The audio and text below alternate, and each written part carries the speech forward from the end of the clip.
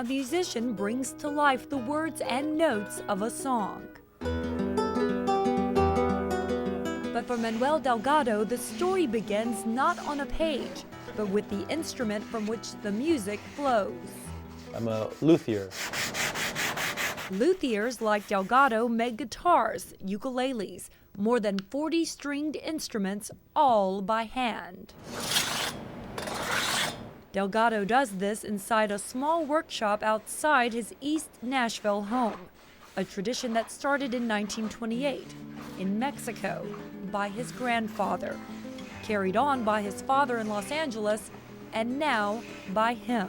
Started, repairing them when I was 7 and building them by the age of 12. And I wanted to beat my dad's record. He was 14 when he made his first guitar, so I made mine at 12. And I've been doing it ever since. Inside his shop, Delgado designs and builds instruments with great care.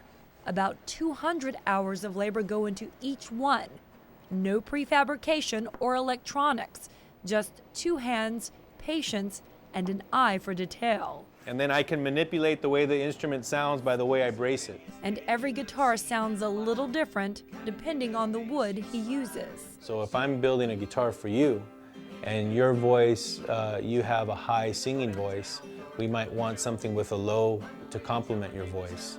So maybe we don't want it made out of maple, where maple tends to have a brighter tone. Maybe we want it made out of like Indian rosewood that has darker tones to it. He measures, he shapes, and only knows for certain he's done his very best work when a client finally holds the guitar in their hands and he hears it play.